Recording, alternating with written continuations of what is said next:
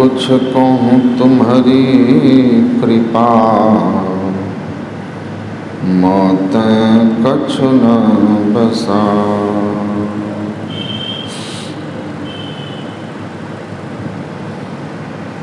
मंचासीन पूज्य स्वामी रामानंद बाबा, स्वामी अनिल बाबा, श्रद्धेय श्री मुन्ना बाबा तथा सभी वंदनीय साधु समाज के श्री चरणों में नमन। परमादरणीय साधक वृंद, सत्संग प्रेमी महानुभावों, धर्मानुरागिनी माताओं तथा धर्मशिला बहनों,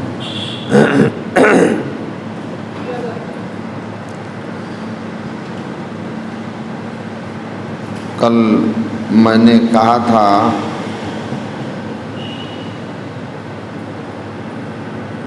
धर्म के दो पक्ष हैं, कर्मकांड और अध्यात्म।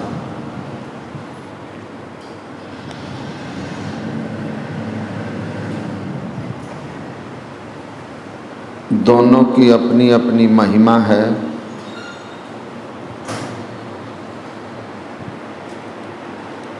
स्वातेश्वर उपनिषद में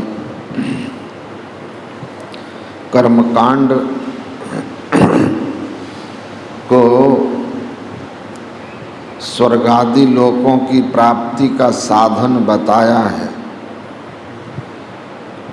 और अध्यात्म को मोक्ष का, और लोगों को अध्यात्म की ओर बढ़ने के लिए प्रेरित किया। पलवा येते अदृढ़ा यज्ञ रूपा अष्टादशोक्तमवरम एषु कर्म एतत् श्रियो यो अभिनंदन्ति मूढ़ा जरा मृत्युम ते पुनरेयापि यान्ति। कहा जो आजीवन कर्मकांड में लगे रह जाते हैं, बाह्य पूजा पाठ तीर्थादि में लगे रहते हैं, वह किसी भी धर्म मजहब के हों, वे जन्म और मरण के चक्र में फंसते हैं। टूटी नाव के तरह कर्मकांड भवसागर से पार नहीं ले जाते।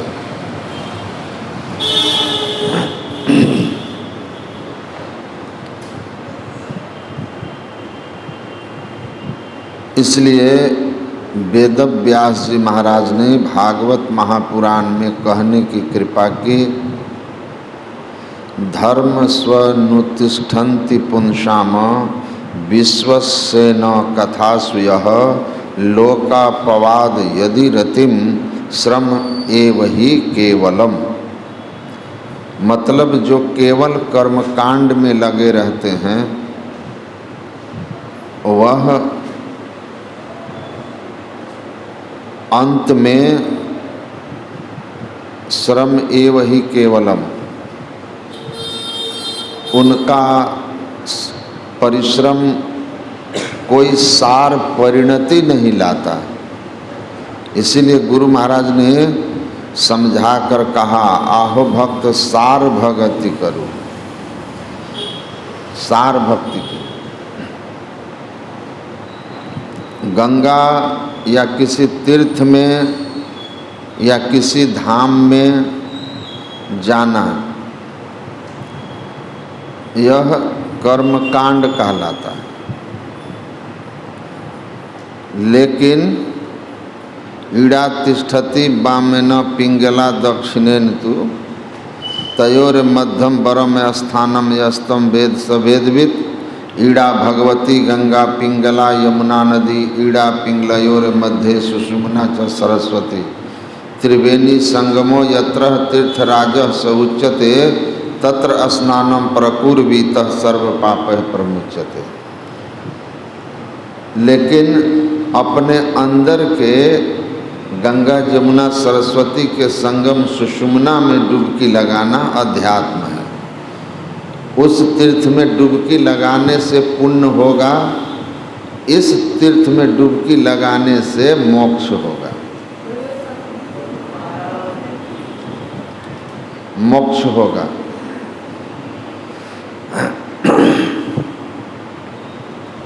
तो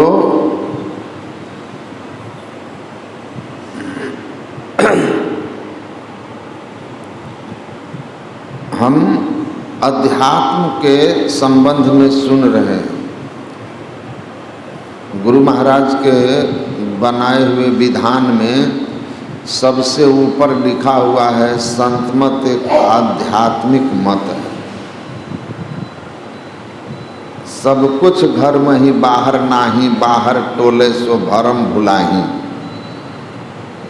गुरु नानक देव जी जो कहते हैं वह अध्यात्म है। मक्का मदीना जाइए चाहे यरूशलेम जाइए, सब शरीयत कर्मकांड है।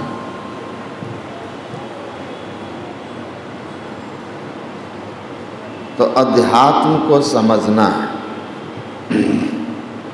बड़ा गूढ़ है, लेकिन कल्याण का यही मार्ग है।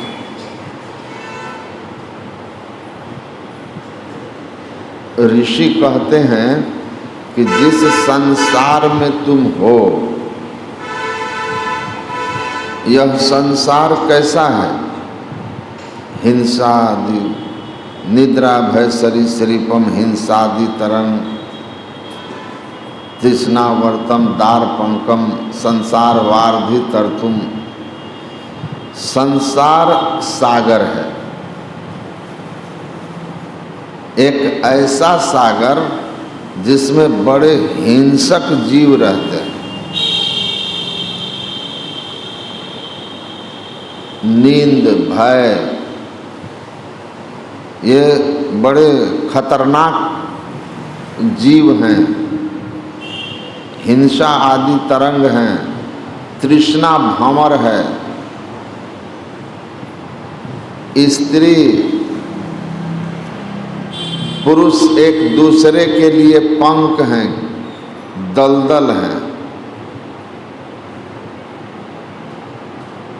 तो क्या करना चाहिए? ऐसे भवसागर में सुखी कैसे रहोगे?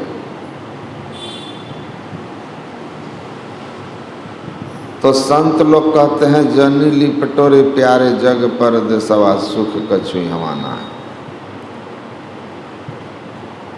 यह परदेशवा काल के भेसवा जोरे आवे दुख पाए। यहाँ तो दुखालयम अशाश्वतम, भगवान कहते हैं यह तो दुखालय, दुखों का घर है। बहुत दुख दुख दुख की खानी, इतना दुख है कि कह नहीं सकते, कबीर साहब कहते हैं। और हम लोग तो भोग ही रहे हैं, समझ ही रहे हैं, लेकिन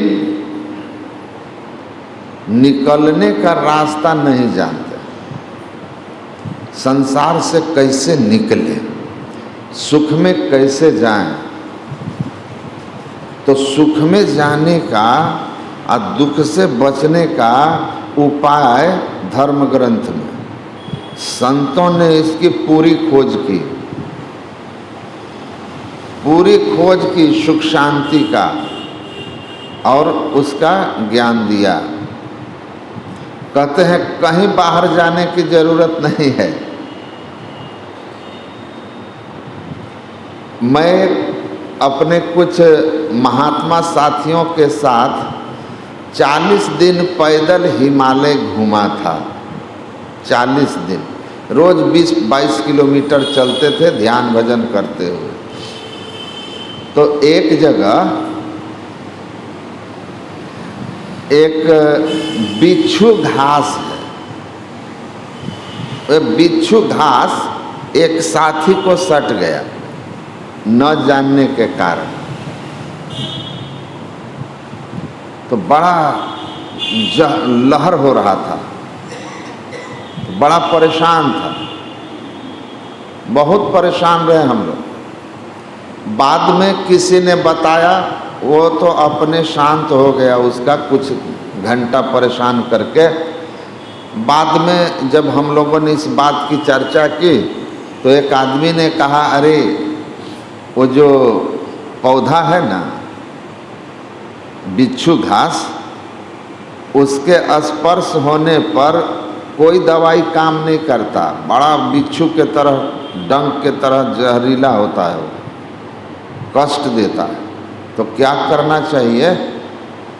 तो उन्होंने कहा उसी के जड़ में जो है उसका इलाज है, उसको उखाड़ के और उसका जड़ रगड़ देते ना, तत्क्षण आराम हो जाता है, तत्क्षण। एक अंग्रेज खड़ा था और एक आदमी माता तुलसी माँ कह कर के प्रणाम किया। कहा ये क्या है? कहा माई मदर। कहा तुम लोग इतने मूर्ख हो, जहाँ तहाँ भगवान की कल्पना कर लेते हो। तुलसी जी को उखाड़ के फेंक दिया। तुलसी जी में बहुत गुण है, गुणकारी है, फेंक दिया। उसको बड़ा बुरा लगा, लेकिन देश गुलाम था, करता क्या? बोल भी नहीं डर से सक रहा था।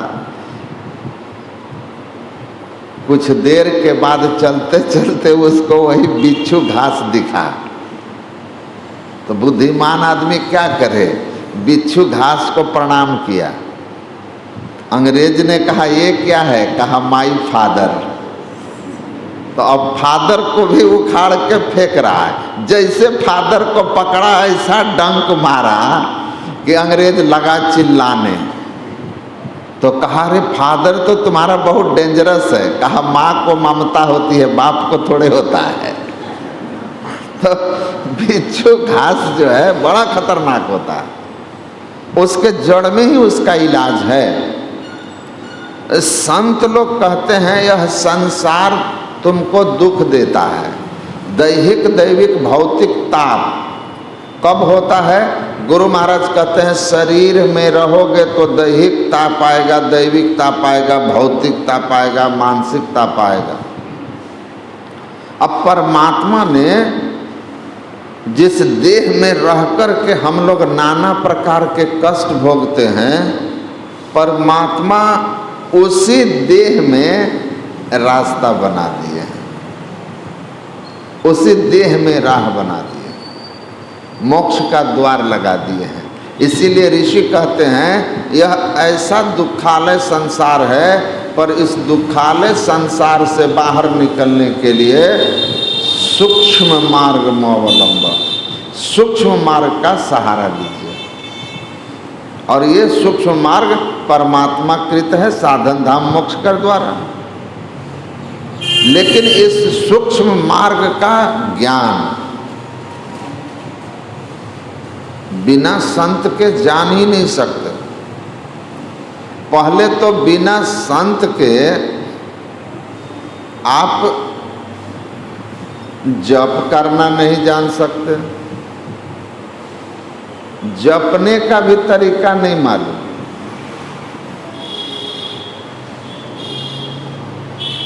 बहुत लोग गलत करते हैं। कल भी मैंने कहा कि जप का विधि क्या है।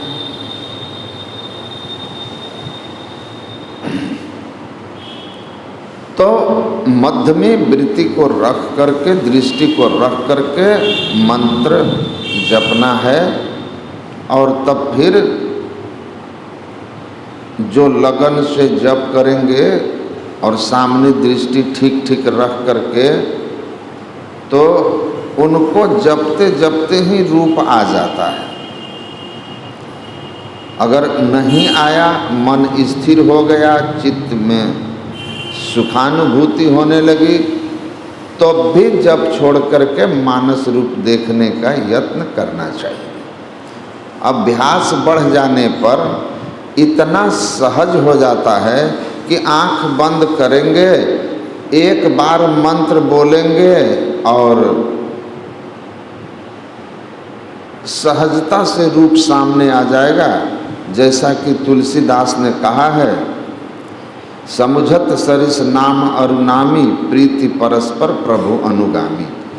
मालिक और नौकर के तरह नाम और नामी का संबंध है। मंत्र की सिद्धि हो गई, जैसे ही आप मंत्रोच्चारण करेंगे, जैसे मालिक के आवाज पर ईमानदार नौकर तुरंत उपस्थित होता है, वैसे ही तुलसीदास कहते हैं मंत्र की सिद्धि हो जाती है।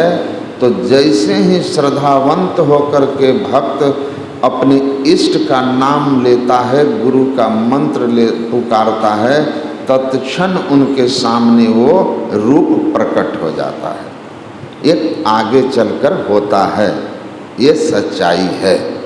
ऐसा संतों का अनुभव है, भक्तों का, साधकों का अनुभव है, ऐसा उन्होंने वर्णन किया है। तो रूप का ध्यान करके, और तब रूप ध्यान जब आप अपने अंदर में करते हैं, प्रारंभ में धुंधला ही दिखता है, लेकिन अभ्यास बढ़ने पर धीरे धीरे मन जैसे जैसे सिमटता है, वैसे वैसे हमारे अंदर में इष्ट का, गुरु का रूप भी साफ होता है। गुरु का रूप, इष्ट का रूप जैसे जैसे साफ होगा, वैसे वैसे आपका चित्त भी सात्विक होते चला जाएगा। रूप हूबहू आ गया, इसका मतलब चित्त आपका एकदम सात्विक हो गया, और तब आप दृष्टि योग की साधना करेंगे, सूक्ष्म मार्ग में प्रवेश का यत्न करेंगे। और ऐसा जब आप करेंगे, इस अवस्था में जाकर के जब दृष्टि योग करेंगे तो दृष्टि टिकेगी। धुंधला दिखने पर भी कुछ देर देख करके प्रारंभ में दृष्टि योग की साधना का अभ्यास करना चाहिए। तो दृष्टि को सूक्ष्म मार्ग में टिकाना है और इसको ठीक ठीक समझना है। गुरु महाराज कहते हैं, वह जो सूक्ष्म मार्ग है ना, जिससे दुख की नगरी से पार करोगे, दुखालयम से बाहर निकलोगे, शरीर संसार से मुक्त होगे, वह ईश्वर कृत जो मार्ग है बड़ा सूक्ष्म है। सूक्ष्म मार्ग में प्रवेश करने के लिए संत की सदयुक्ति है, और वो यही है कि भाई योग हृदय वृत्त केंद्र बिंदु जो चमचम चमके ना। लेकिन उस चमचम चमकते हुए योग हृदय में, सुषुम्ना में, शिवनेत्र में कैसे प्रवेश करेंगे? तो गुरु महाराज कहते हैं, नजर जोड़ी थकी धंसी ताही में धुन सुनी पावे ना। नजर को जोड़ना है, दोनों दृष्टि धार को जोड़ना है। Focus your sight at a point, अपने दृष्टि को एक बिंदु पर ले जाना है, इसको जोड़ने की कला जानना है। ऐसा करोगे तो सागर मही बूंद, बूंद मही सागर, कौन जाने कौन सुने विधि जाने, उद्भुत चलत आप कर चीने, आपे तत्व पछाने। गुरु नानक कहते हैं, सागर में बूंद तो सब समझ जाते हैं, लेकिन बूंद में सागर समझ में आ जाएगा। शरीर इस संसार में है, यह तो सबको दिखता है कि यह पिंड ब्रह्मांड का एक हिस्सा है, लेकिन संपूर्ण ब्रह्मांड इस पिंड में समाया हुआ है। ब्रह्मांड लक्षणम सर्वदेह मध्य व्यवस्थितम, यह खेल खुली खुली लखी पड़े। यह खेल तुमको जानने में आ जाएगा। ज्योति मंडल धसिधाय के निर्खत वैराटी हो, संपूर्ण विश्व ब्रह्मांड तुम्हारे अंदर में प्रत्यक्ष हो जाएगा। जो ये ब्रह्मांडे सोई पिंडे अंतर कछु अह ही नहीं। यह भेद समझ में आएगा, यह अद्भुत ज्ञान आपको होगा। इसीलिए रहीमन साहब ने कहा, बूंद भी समुद्र समान या अचरज कासो कहूँ। यह जो बूंद रूपी शरीर है यह ब्रह्मांड रूपी समुद्र के समान है। देखने में 3.5 हाथ का, लेकिन संपूर्ण ब्रह्मांड को अपने अंदर समाये हुए है। बूंद भी समुद्र समान या अचरज कासे कहूँ। ये अचरज मैं किससे कहूँ, कौन मानेगा। हेरन हार हैरान रहीमन अपने आप में। वो कहते हैं जो इस सत्य को उद्घाटित किया, खोजा गुरु जुक्ति से अपने अंदर प्रवेश करके, वह स्वयं ही आश्चर्य से भरा हुआ है। जो अनुभव किया कि ब्रह्मांड संपूर्ण इस पिंड में है, वो स्वयं आश्चर्य से भरा हुआ है। तो जो इसको अनुभव नहीं किया उसको कहेंगे तो वो हम पर हंसेगा। विश्वास तो बड़ी दूर की बात है, लेकिन जो करेगा उसको अनुभव हो जाएगा। तारा चढ़िया लंबा क्यों नदर निहालिया राम। गुरु की कृपा से जो बिंदु पर चढ़ेगा वह इस सुख सिंधु को अनुभव करेगा, इस खेल को जान पाएगा। इसके लिए क्या करना होगा, तो गुरु नानक देव जी महाराज कहते हैं, दिन मह रैन रैन मह दीनी अरु ऊसन सीति विधि सोई। ताकि गतिमति अवर न जाने, गुरु बिनु समझ न होई। दिन मह रैन, दिन में रात को और रात में दिन को मिलाना होगा। दिन में रात को और रात में दिन को मिलाइए।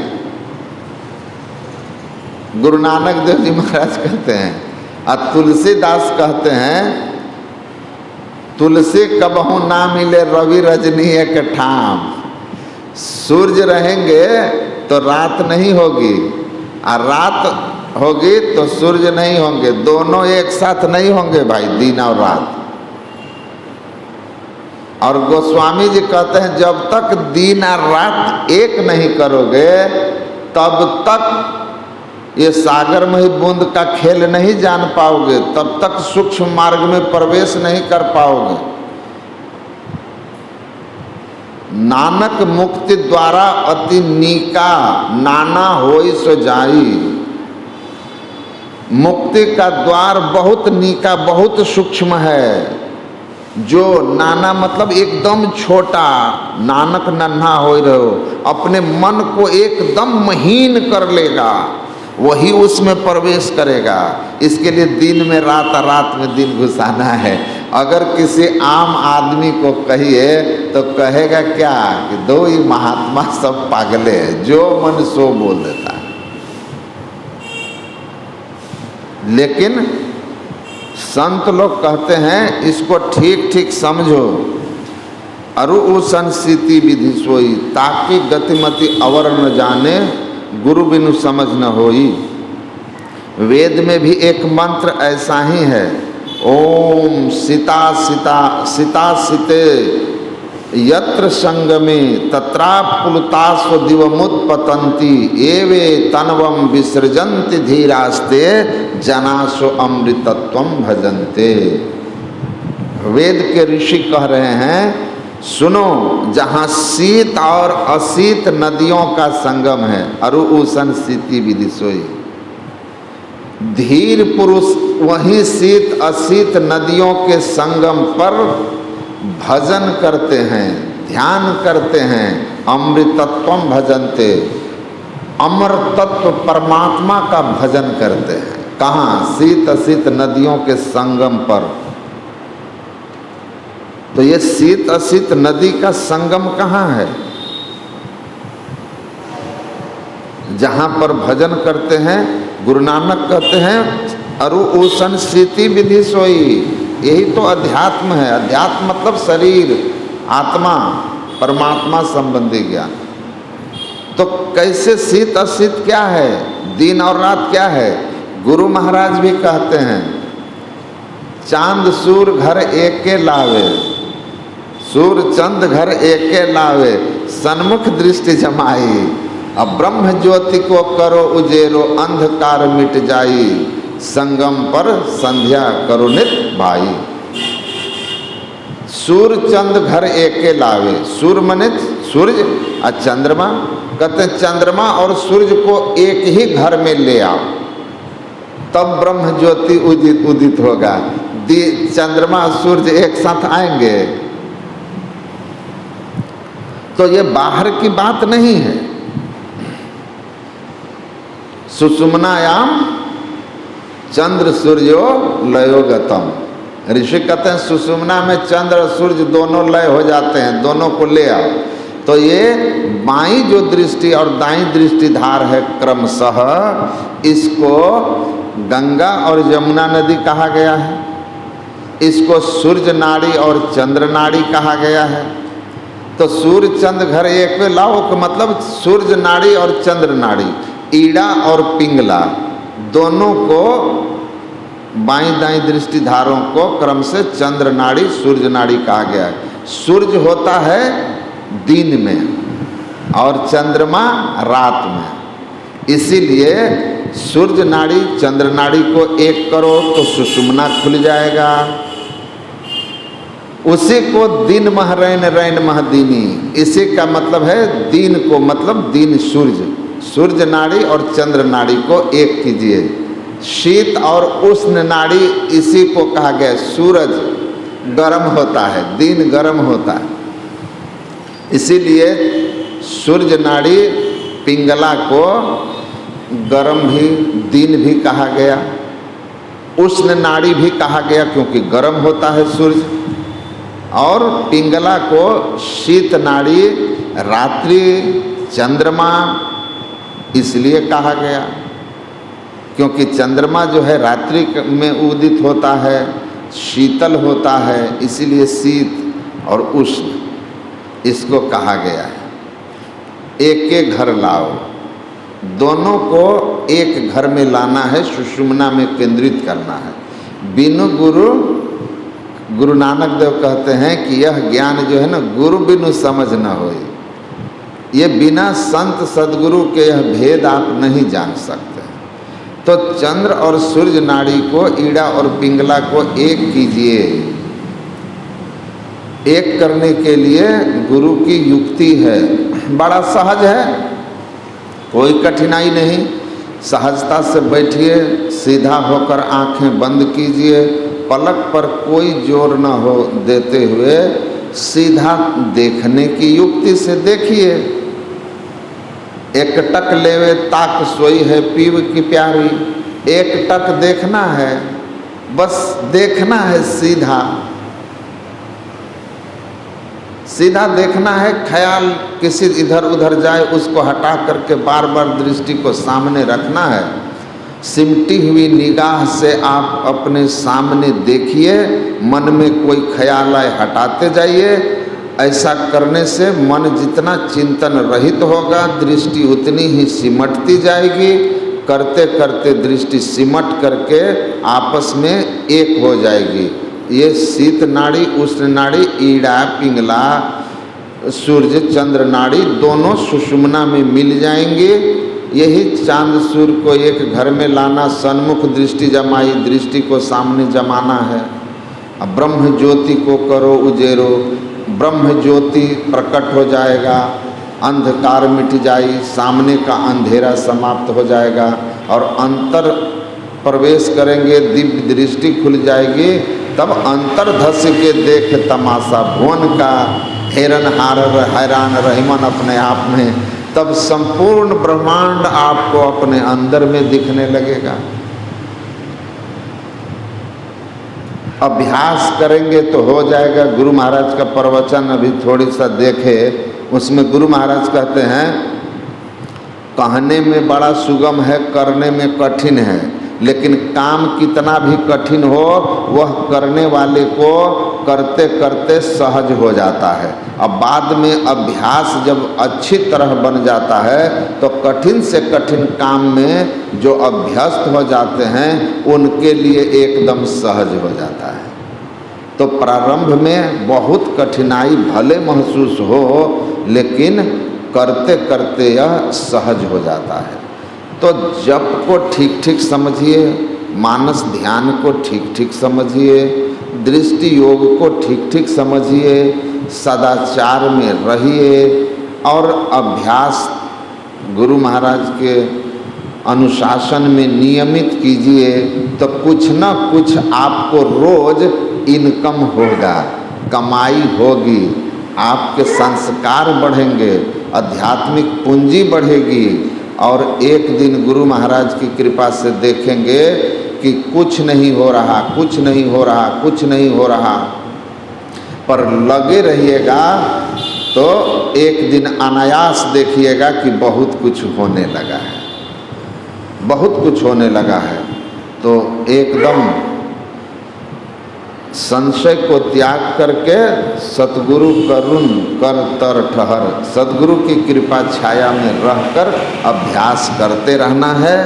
बोलिए श्री सतगुरु महाराज।